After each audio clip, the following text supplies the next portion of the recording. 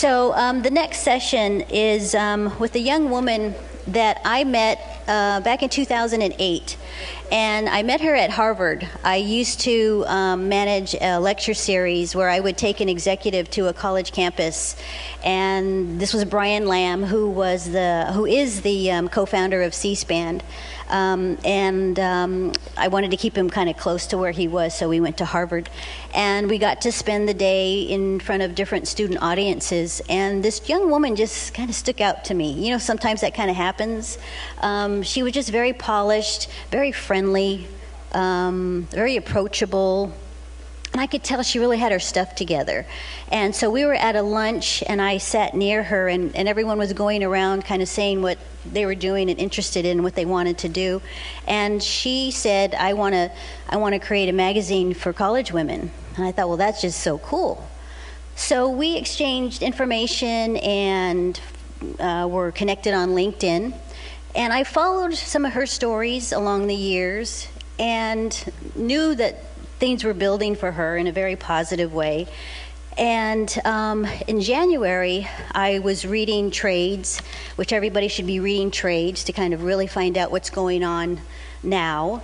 And Forbes magazine said that she was running the top online magazine for college women. And I was like, whoa, she's really, really doing something.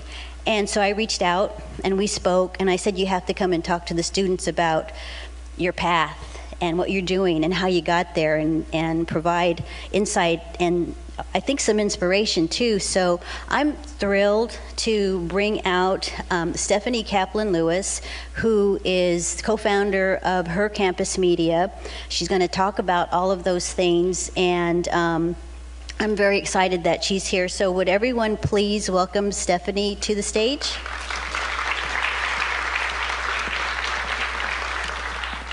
Thank you so much. You're welcome. Thank you. Thank you so much, Dolly, and it's so great to be here with all of you. I actually want to start off by playing a short video, so let's take a look.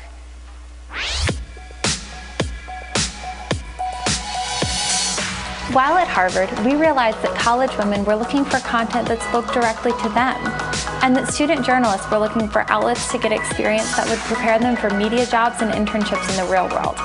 So we created Her Campus.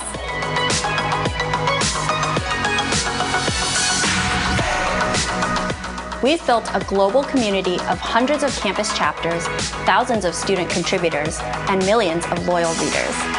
Her Campus is written by college women for college women, or as we like to call them, collegiates.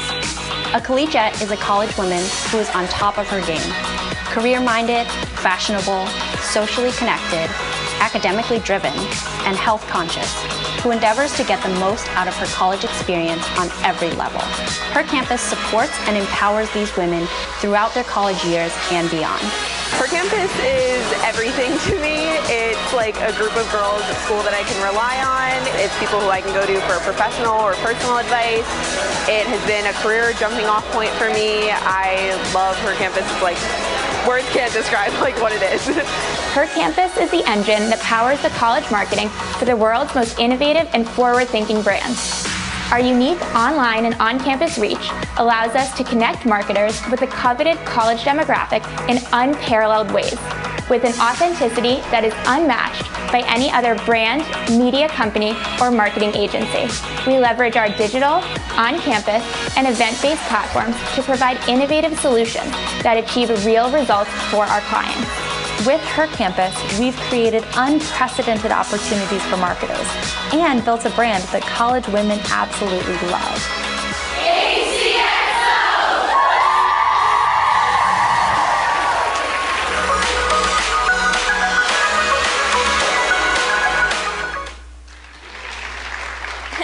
Thank you all. So hi again, everyone. Thank you so much to Dolly for that incredibly warm introduction. I'm Stephanie Kaplan Lewis, co-founder and CEO of Her Campus Media. Thanks for having me here, and I'm really excited to speak to all of you about her campus, our story, how we got where we are today, and then at the end to have an opportunity to answer your questions, whether you're here in person in the room, or I just learned that you can also tweet your questions using hashtag ODINYC2017, and someone will be your speaker here and ask that question so that you can get it answered if you're tuning in online. Now, to get us started, raise your hand if you've ever thought about starting a business. A lot of you, awesome. Now raise your hand if you've ever thought that things standing in your way were a lack of money, a lack of experience, or a lack of business education. A lot of you probably have business education, so that's awesome. We didn't.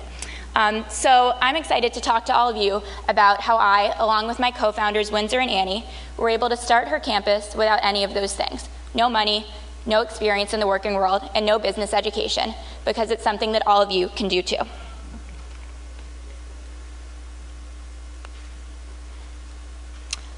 As Dolly mentioned, I was an undergrad at Harvard, and that's where I met my two now co-founders, Windsor and Annie. The three of us met at Harvard working on a student publication together that was a lifestyle and fashion magazine for Harvard women. At the time, it was an annual print magazine that we all got involved with as an extracurricular. But when we became the board members of this organization, we decided to transition it from print to online. And what you're looking at here is what the initial print version was of this publication at Harvard. So once we moved it from print to online, it started doing really well. Not just with women at Harvard, which is the women that we were trying to reach with it, but with college women all over the country who were now finding it because it was online.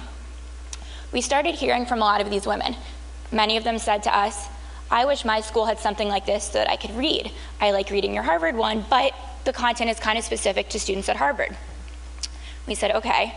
A lot of other women were reaching out to us saying, I wish my school had something like this so that I could write for it. I dream of working for Vogue or Glamour or Marie Claire one day, but the only outlet I have on campus is the school newspaper. And many of these women said, can you give me advice for how I can start something like this at my school? So for us, we were just college students at the time, just like you guys. This was just one of multiple extracurriculars we were doing. So we were hearing all of this feedback and all of this input and started to think, you know, maybe there's something more here. I'm not sure what, but we seem to be really hitting a nerve with what we're doing.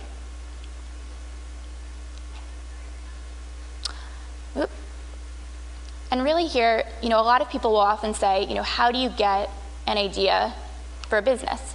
And what we say is, you know, really immerse yourself in the things you love, follow the things that you're passionate about. We didn't get involved in this extracurricular because we were looking for a startup idea. We got involved in it because, you know, we were interested in the media industry and journalism and writing and editing and marketing. And then through working on this, we saw, hey, you know, there's something missing here, there's a hole. And really, when you're immersed in something that you're passionate about and that you love, that's when you'll be best positioned to find those pain points, and that's where the best business opportunities come out of. So it doesn't matter what it is that you're passionate about. And for us as students at Harvard, women's media wasn't necessarily considered the most serious thing to be pursuing as your career or even as your extracurricular. So many of our classmates were going into finance or consulting or law or medicine, and some of them looked at what we were doing and probably thought it was kind of fluffy. But the fact is, no matter what the industry is, there's always room for innovation and for business opportunities, and if you're the one who really is best suited for that, you're going to be the one to see those holes. The other side of that being, don't chase an opportunity or a trend or an industry just because you think it's hot or really lucrative if it's not really up your alley, because you're not going to be the one who's best able to capitalize on that. So I keep talking about my co-founders, Windsor and Annie. So here we are, Windsor's in the black, Annie's in the pink. So we're at her campus's first birthday party in this picture, actually, 7 years ago. So Windsor, Annie, and I met again at Harvard. We were not friends.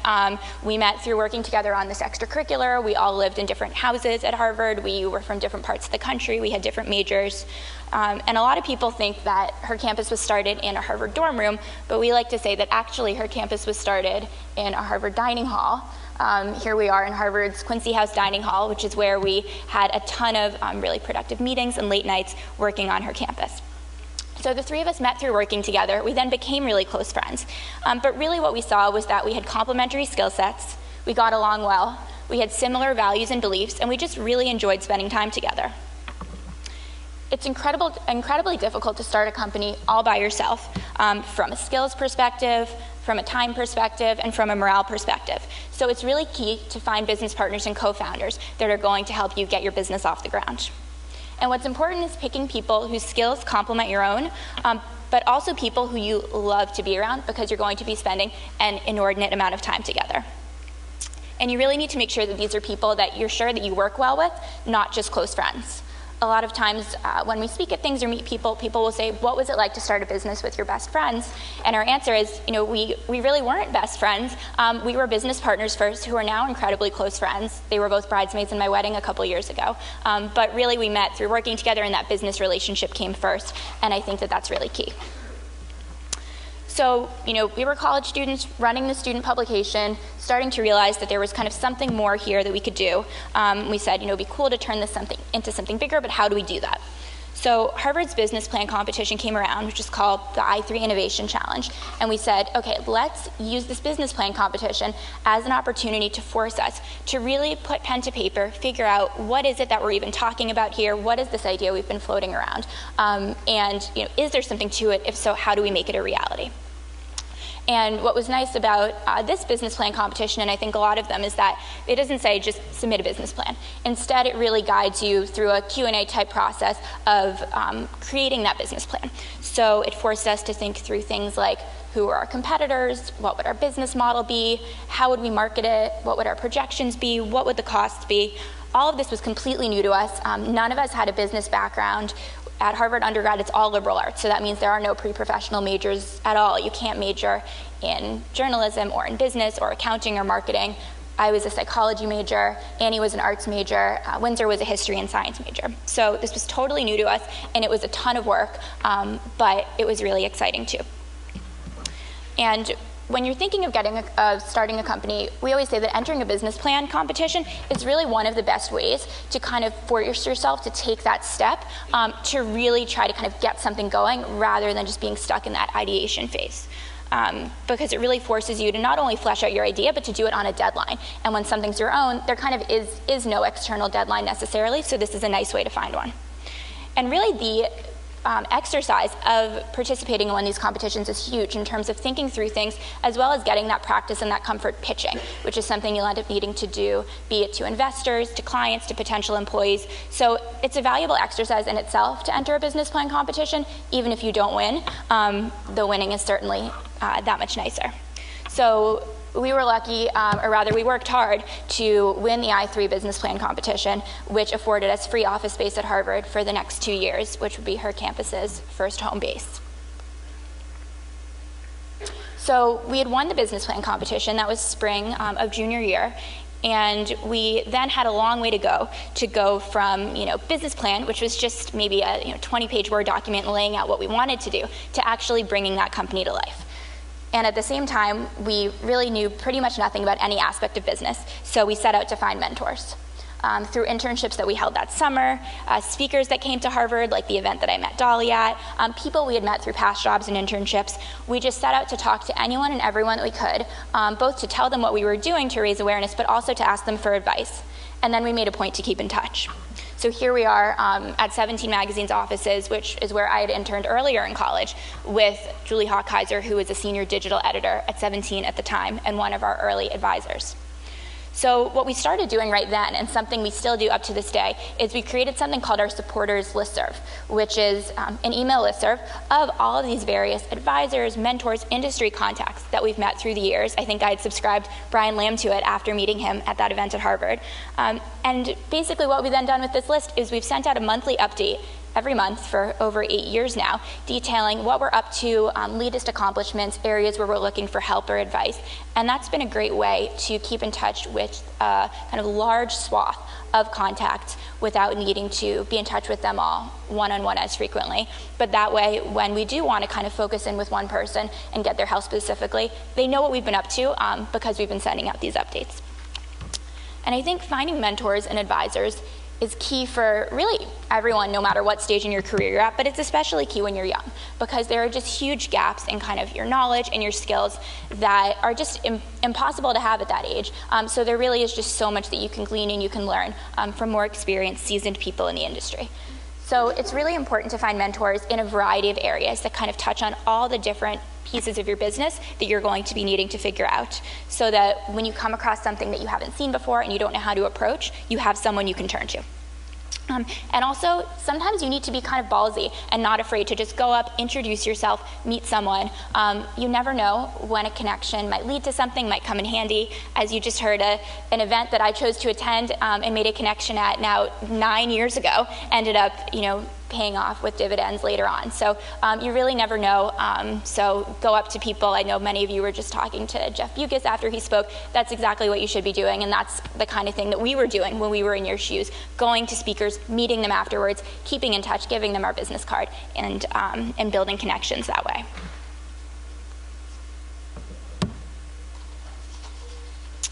So we had won the business plan competition in the spring, and we wanted to launch her campus that fall when we got back to school. That summer, the three of us lived together in New York City in a terrible, tiny apartment, and we all held other summer internships at the same time while preparing to launch her campus in the fall. I was an editorial intern at Self magazine, Windsor was a marketing intern at Bloomingdale's, and Annie was a design intern at a leather goods company that made the handbags for J. Crew. So during that time, we were kind of, the term kind of side hustle really wasn't even a thing at that point, but basically our side hustle was working nights, weekends to get her campus ready to launch in the fall. So I was recruiting writers, building out the editorial framework and calendar, figuring out how all that was going to work. Windsor brought on our first advertiser and made a publicity plan. Annie designed the website and made our logo, which you can see here, the very first iteration of our logo, which if you read her campus at all now, it looks nothing like this anymore, but this is what it looked like to begin with. So the thing is with a startup, even once you've taken the step to do that business plan competition, written your business plan, still it's really just in the ideation phase, in the words phase. There's no actual product yet. And you can get stuck in that stage for such a long time because, again, there's no one else kind of forcing you to actually make something happen on a deadline. But we found that it was really important to just get something live, get going, and just start as soon as possible, because once you have something live, there's that feedback and there's that momentum to kind of inform your product and carry you forward. So we picked a launch date way before we had anything anywhere near ready to launch. That was September 16, 2009.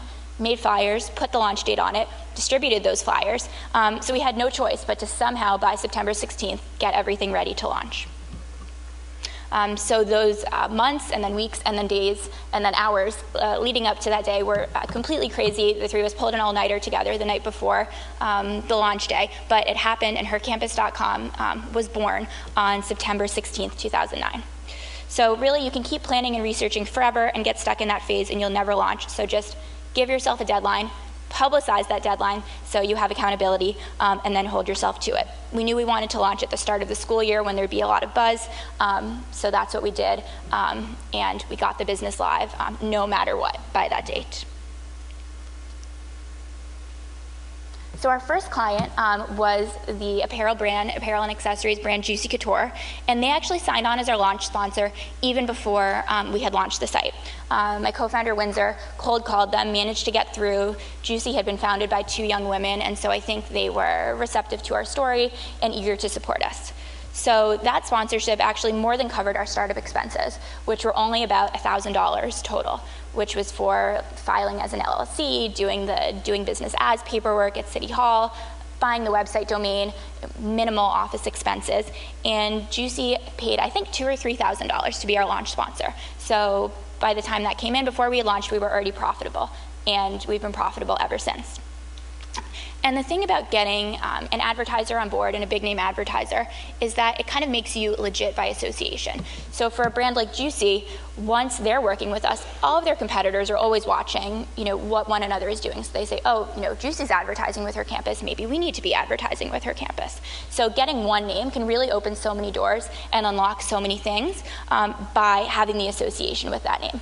And aside from that piece of it, of the kind of legit by association and attracting their competitors, it's also a really good opportunity to get case studies, to work with brands early on, even if they're not paying you that much money, just in order to be able to get those case studies you can use again and again and be able to leverage that to then turn that into real paying clients down the line.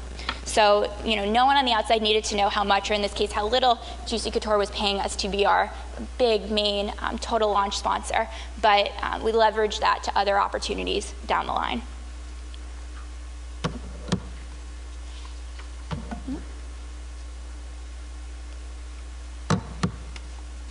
So, as I mentioned, we got free office space at Harvard from winning the business plan competition. This is that office space, not very glamorous. So this was her campus's home and our office for the first 2 years of our existence. So basically, we got back to school that fall, launched her campus right when we got there, September 16th, and our goal was, let's use this year to get as far with this company as possible so that we really can get it to a point where we can answer the question, does this have traction? Does this really have legs? Is this something we can do full-time when we graduate rather than get a traditional job or go to grad school or something?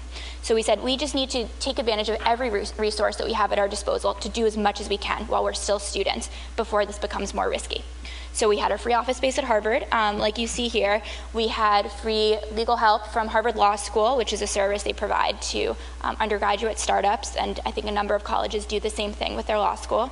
We had a lot of friends of ours who were the early Her Campus writers, interns, etc. So here's our office.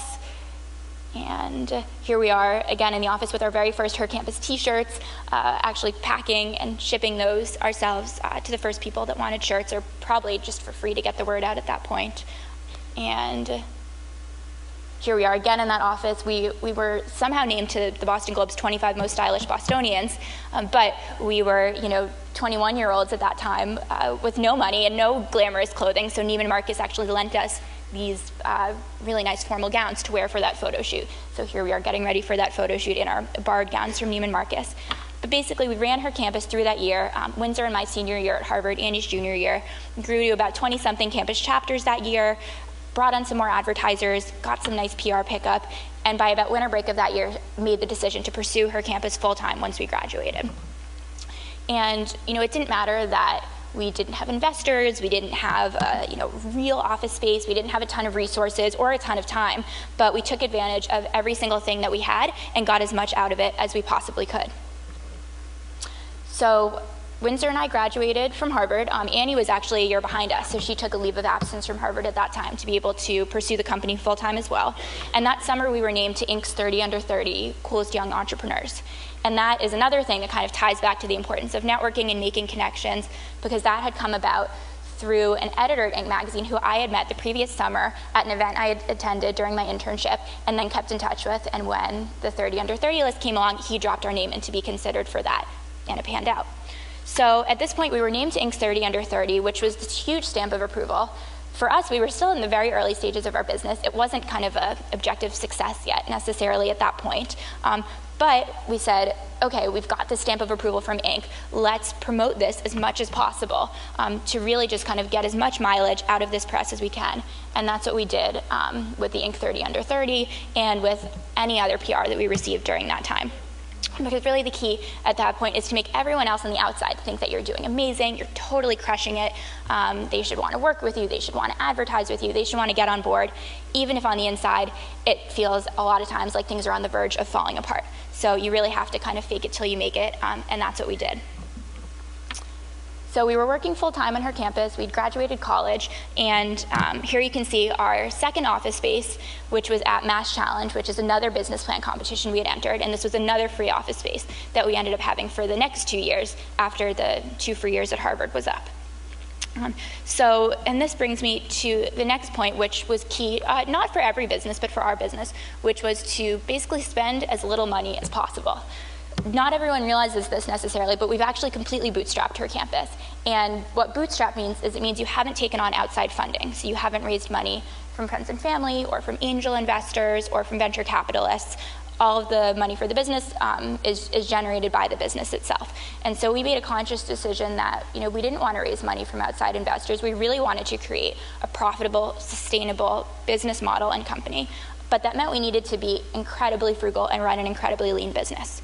So we had, the free office space at Harvard, then the free office space at Mass Challenge, the free legal help, as I mentioned, and basically we kind of didn't spend money on anything that we didn't absolutely have to. So we didn't pay ourselves salaries while we were still in school. We started paying salaries once we graduated, and even then we paid ourselves relatively low salaries because the thought was keep the money in the business. Paying ourselves a big salary right now might have short-term benefit for us, but what's going to be much more beneficial long-term is keeping that money in the business to use it to grow, which will turn into us being able to make a lot more money down the line. So we literally took the bus anytime we needed to go to New York City. We ate at Arby's on the way, or other fast food, but typically the Bolt bus stopped at Arby's. Always stayed with friends when we were here for meetings. Would have never dreamed of taking a cab anywhere, only ever would have walked or taken the subway. And really, we're just as frugal as possible with every single dollar that was spent. And even now, many years later, when the company is in a much more secure position financially, that's still a mindset that we keep, and we still budget every single dollar. We have a massive Google Docs spreadsheet with a million tabs and formulas and functions where we keep track of every single minor detail of the budget, because it's been incredibly important to us to run that lean, bootstrapped, and in our case now 8 consecutive years, profitable business.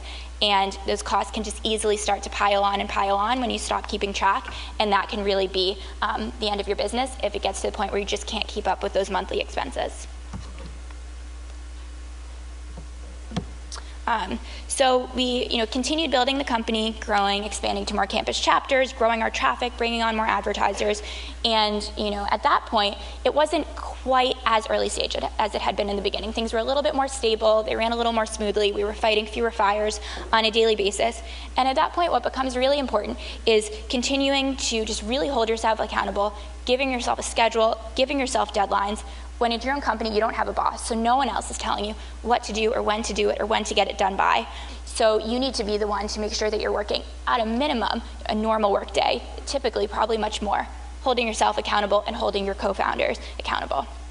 So when we were at Mass Challenge, it was kind of like an incubator type business plan competition. So all of the semifinalists get free office space, which is about 100 companies. And those companies are then go through this incubator, and then some end up winning. So if you talk to any other company that was in Mass Challenge with us during that time, they'll say, oh, her campus, they were the hardest workers, they were in first every morning, they were the last ones to leave every single night, they worked harder than anyone else here in an incubator, whereas you can imagine some people are, having beers in the middle of the day, playing ping pong, typical kind of startup incubator type atmosphere. No, we were there at our desks, working a normal work day, not, hanging around, sleeping in, coming at 11 a.m. to play ping pong. So we ended up winning Mass Challenge, which won us a $50,000 cash grant, no strings attached, so we didn't have to give equity or anything like that to anyone. It was just $50K to deposit in our bank account, which was awesome and a huge amount of money for us at that time. And really it was just about kind of exercising that self-discipline, keeping ourselves accountable, and just working really, really, really hard. So after that, we continued building the company, expanding to more chapters, growing the traffic, more press, more advertisers, hiring more full-time employees. Here are our first 3 full-time employees that we hired in what was some kind of campaign that we did for, I think, Kickboard Scooter, who was a client of ours at the time. And as you'll see, when it's your own business, you are literally doing anything and everything. You're running the company, and then you're taking photographs for a campaign for Kickboard Scooter and other ridiculous things. So it's really important to realize at that point, even once it feels like things are off the ground, things don't feel like they're on the verge of, failing or falling apart at any moment, that there still are always ups and downs. There are times where, in the early years, where we had to defer our salaries for a month or 2 at a time. There were times where huge projects or partnerships fell through, times where we put a ton of work into something and it just completely bombed. So during those times, you have to get back up and keep pushing forward, no matter how discouraged you might feel in that moment. And on the flip side, even when things are going really well, it's key that you don't get too comfortable, or else things will start to stagnate. So you need to keep challenging yourself, keep creating more work for yourself, keep setting higher and higher goals so that you can keep progressing and keep growing and building rather than just staying in that same place. So flashing forward to today now, her campus is now at over 350 campus chapters across the country and in 9 different countries around the world. Here you can see some of our teams at campus chapters at a plethora of different colleges here, and some more here. we have expanded the brand a ton. So when we started, it was really hercampus.com, these on-campus chapters, but we've grown beyond that into different conferences, events, and other programs that we run. We just put on our 6th annual Her Conference this past summer for over 750 college women in July in New York City. So all of you should totally come to that next summer, where we have really amazing speakers like the co-chairs of the National Women's March, Gretchen Carlson, Troyan Belisario, the star of Pretty Little Liars, and many more. Just a couple weeks ago, we wrapped up our 6th annual College Fashion Week, which is a fashion show program in Boston and New York that kind of brings that Fashion Week experience to college campuses with real diverse college women as the models on the runway and big brands as the sponsors. We came out with a print book a little over 2 years ago. Here it is, the Her Campus Guide to College Life, which you can buy, on Amazon or at Barnes & Noble or, anywhere else that books are sold. And that has become a back-to-school bestseller at those places. And then on September 16th, 2017, we just celebrated our 8th birthday. And here's my kind of, emotional Instagram post from that day, just kind of reflecting on the fact that we've been running for this business for 8 years, and what an amazing experience it's been during that time. So, really kind of the final, at this point, we're focusing on just continuing to build the brand, staying really nimble across different platforms. I'm sure that's something you'll hear a lot about today, how the media industry is obviously changing a ton, of course, from print to online, but even now, from people consuming content on websites to people consuming content on social media. What social media platforms those are changing by the minute too. So really staying nimble across those platforms and keeping the focus on building the Her Campus brand itself and making sure that college women love Her Campus, which will enable us to go from platform to platform and engage with college women wherever they are. Continuing to launch new services for advertisers and other different brand extensions to keep building this kind of multi-platform brand, media company, and marketing agency. So, lastly, and I think what you've probably gathered from the story is kind of, if you have a business idea, just go for it. You're always going to be busy. There's never a time where you're going to have time to start a business, and probably you're just going to get busier as time goes on. So take advantage of the time while you're still students. You still have all these resources at your disposal, people willing and eager to help you, and just get going on it, because once you get something up and live, it doesn't need to be perfect. There's going to be just so much feedback and momentum to keep carrying you forward. And don't feel like, because I'm still a student, or because I haven't raised money, or because I don't have work experience, you can't start a company, because you absolutely can. And really, in this day and age, and this industry in particular, it's the people who are young with fresh thinking and fresh ideas that are really the ones driving innovation and creating new things that are going to be the next, big name media companies down the line. Because if you just keep planning and thinking forever, you'll never actually do. So just, if you have an idea, start today, or if you're at this conference all day, start tonight. But yeah, that is our story. And I'm really excited to now have an opportunity to answer your questions. So thank you all so much.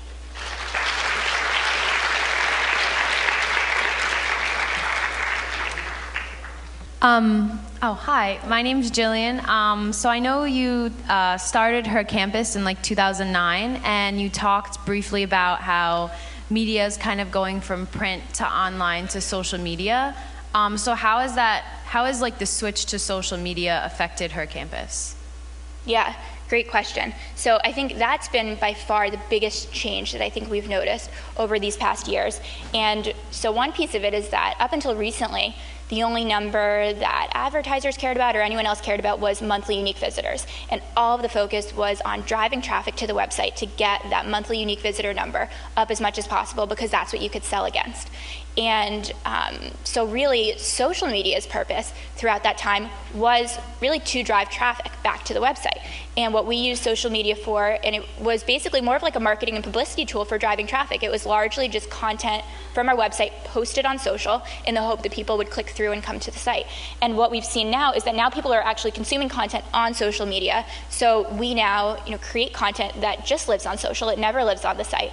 And with social, our goal anymore isn't just to drive people back, but actually to engage with them there on that platform itself. And what that has meant in terms of advertisers is reframing our reach to account for not just monthly unique visitors and how many eyeballs are on the website, but also what our reach is on social. And so that's something that we are constantly thinking through and rethinking of, okay, what is the best way to capture the full reach and breadth of all of the women we're engaging with cross-platform? What do you even call that? There really isn't even a term yet in the industry that's widely used. I think we in our media kit say monthly multi-platform content views is what we have in our media kit for the time being. And so that's been a huge shift. And also internally, that's been a shift for us that we're in the midst of right now as well, in terms of, okay, who does the social media team report to? Does it report into marketing and publicity, which is what it used to, because that's what it was before, but now social media is editorial.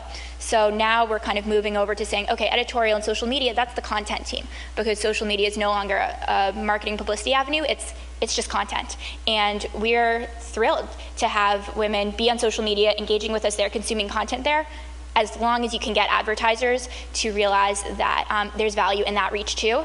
And I think forward-thinking brands are realizing that, and they want to be in on the social game too, but that's how I would say it's affected us.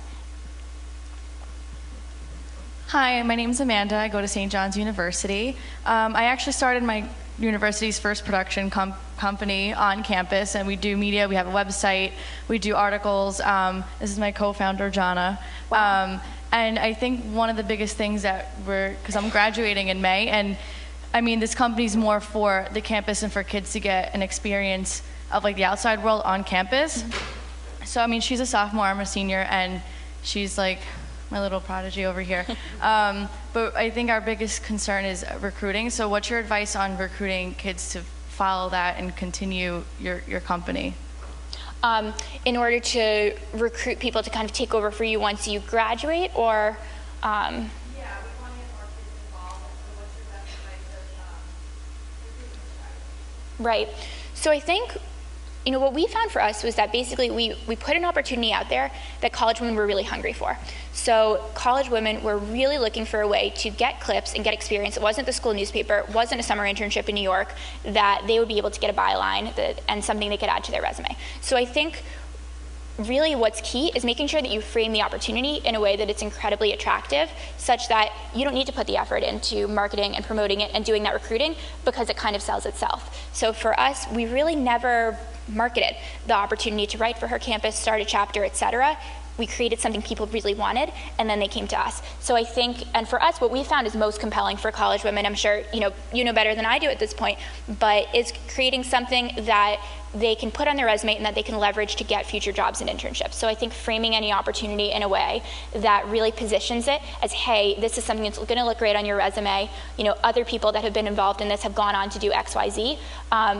Is the most compelling. So I would focus on how you frame the opportunity and less on the actual recruitment tactics, if that makes sense.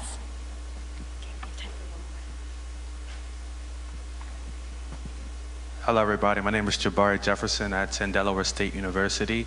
I just took a moment to skim through her campus's website, and I love the content that I'm seeing. I understand that it's more of a written-based platform, and I just want to know, would you guys be interested in like doing video content as well? Mm-hmm. I think that'd be something very attractable to millennials, you know, similar to like the other online platforms that, you know, like the MTVs, they have like a lot of video content. So I was just wondering if you all would consider doing video content on your website as well. Yeah, that's a great question. And video is another thing in kind of the media industry that has become so huge in recent years, and that a ton of publishers and media companies have been investing a lot in. So for us, so far, we've been doing more with video on social than we have on the site. We have a little bit of video content on the site, but it hasn't been a huge focus. So I think video, there's huge opportunity in it. For us, the best way that we've been able to kind of quickly and lightweight and inexpensively create video has been for social. And that's also a fact and something that we need to keep in mind of being a bootstrap company, rather than a company that can go ahead and in a couple months staff up a 20-person video team to start creating video content. So I think there's a ton of opportunity in video. We have not heavily invested in it and have been playing around with it on social.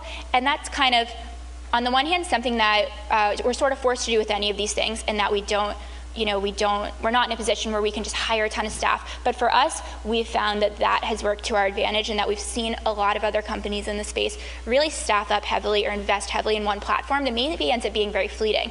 And I'm not saying video is one of those. I think this has more been a case with social media platforms, where then a year or two down the line, okay, people are moving from Snapchat to Instagram Story or whatever it may be, and then, they've put all this money in one thing that now really isn't panning out and they have to move it over. So we've tried to just stay really nimble, have kind of our foot in each of these things, but not like all in. But I think we could and probably should be doing more with video than we are, and right now we do it mostly on social. I guess we have time for one more question. Okay. Hello. Thank you so much for your presentation. It's been incredibly informative. My name is Sarah Centenary, and I'm a graduate student at Fordham University. So my question piggybacks a little bit on the recruitment question, which is about building a team. So you happen to be at Harvard and meet these two other wonderful individuals who are willing to help you. But for students or young professionals who have an idea but don't necessarily have a team there and ready to take off with it, do you have any recommendations to find and build that killer team, as you said in your presentation? Right.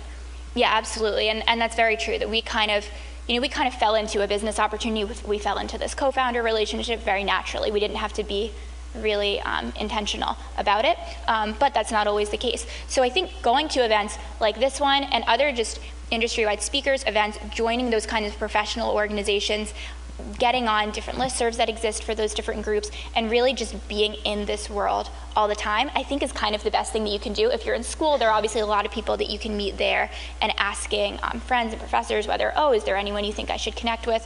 So I think it's personally, showing up to events and opportunities, joining like-minded organizations, and tapping into your existing network that you have. Even if those people aren't the right people to start a business with, they might know people who are, or they might know people who are.